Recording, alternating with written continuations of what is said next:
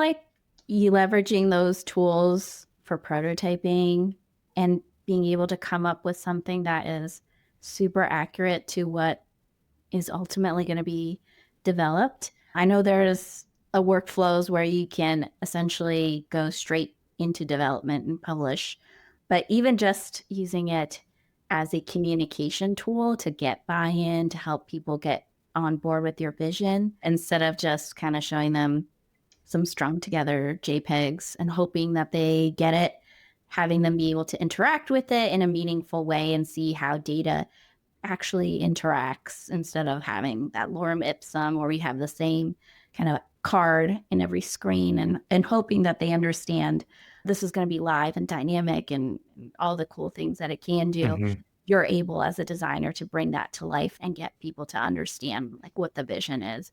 And it wasn't super readily available, or it would be a real time suck to Mhm. not leverage those AI tools to do that. One thing that I'm kind of excited for is like we've done a couple of prototypes in Figma Make, and if you got a multi-theme design system, sometimes it doesn't pick the right theme. So there's a little bit, sometimes there's some issues in there. Sometimes because it's recreating all of those components that it's pulling in from the design system, but they now have it so you can actually pull in your own NPM packages. So you're actually using the actual coded components, which is really nice because I think that's just going to make things go faster. You're not going to have to like say, hey, no, please use the hover state that I originally had in there, as it kind of inferred its own. Because we saw some real unlocks when we were on site with a client where we were sitting with product people and we were able to just explore a whole bunch of ideas really quickly by having a couple Figma Make instances up and running. We're like, well, what if we did this? And what if we asked you to do this? And just try out all these different ideas. And at the end, we were like, we could probably run these past customers, A/B test which one's the best one. Yeah, they don't look 100% right, but at least that'll give us a sentiment of where to go. And then we can bring it back into design and be like, okay, now let's refine it. Let's make sure we have all the edge cases. And I think that's like a new workflow that really is like more collaborative for these larger enterprise customers, where maybe it's a little less collaborative now, where it's a little bit more waterfall. Product makes a PRD, design gets to go do some design, maybe a research, then it gets handed off to dev. Where now product and design can explore together and really create a PRD in the form of like a prototype that they actually validated and tested. The tools are becoming more collaborative in a sense of I think previously in product design, it was very much like each segment, so product design and development all had their own lane and you just kind of had to stay in your lane.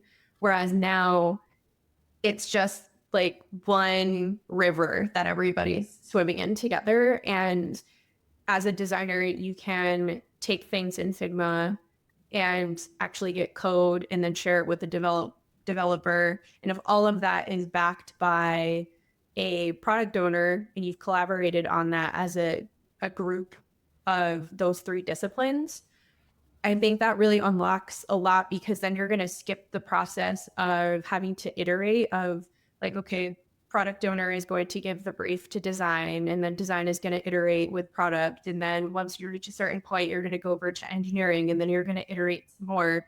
But if you're able to use something like that APM package, you can iterate a lot faster, but then you can also bring something to engineering that feels like it has legs and they can really understand what it is. It's using the same components that they're using in Storybook.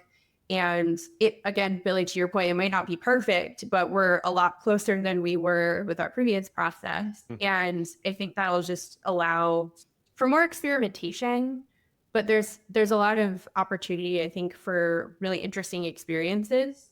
Whereas I think now there is sort of like a tax of like, oh, we can only do so much with the current process. I think AI is going to unlock a lot of opportunity with experimenting that we may not have had access to previously. Personally, I'm really eager for this sort of future where we're kind of building UI and we're actually using the real UI components, not like I don't know, I always call it the simulation, right? We're building a simulation so someone else can build the real thing. And I've been really interested in paper and how they're really, I still think it's a little bit of code on both sides, not necessarily using the actual bits and pieces from your system, but this is kind of doing what Figma is doing with Cloud Code now, where you're able to pull in your actual screens, customize within there, and then push those back out to code. But how eager or how excited or how non-excited are all you to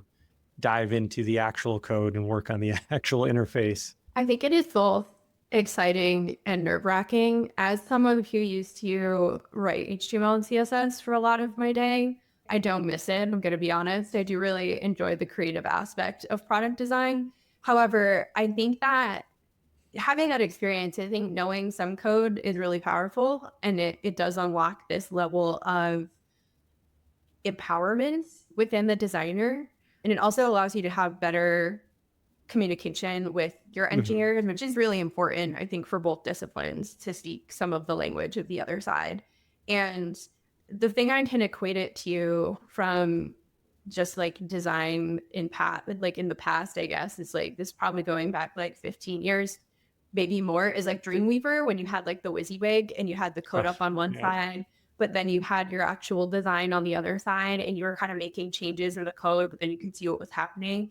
And designing in that way is very interesting. I think Dreamweaver as a product was definitely an interesting space. I used it a ton. It wasn't the best, but it was a thing, and we all used it for emails and web pages and things like that. But if we could get like a better version of that, and I don't know, like having trust in the dev side as well, for us to like actually get in there and make changes and branch things and like merge it back in if it looks good, and having like an auditing process for code reviews for designers to merge things. And again, I think that unlocks a lot of speed and efficiency, but it's just like making sure that the right level of comfort is there for the designers to make the changes, but also for developers to be like, oh no, the designers are in our space. That type of like level of fear. So like they're gonna break everything. So I think there's like definitely a like communication and collaboration bridge that has to happen for that to really work well. But it's definitely exciting. Yeah, my hope is that it does make a developer's life easier and not harder. The front end is really only half the story. There's a lot happening, a lot of data that has to get sorted and understood, and a lot of connections that have to be made in order to even display an image, for example, or to display the correct data point. So if we're able to make their lives a little bit easier by caring about the roundedness of the corners that we care about, I mean, I think that's exciting to see, and exciting to like at least try. And it's the digital era. So if we don't like it, we can change it. We'll pivot. We'll find something new. We'll experiment. And I think that's what's exciting.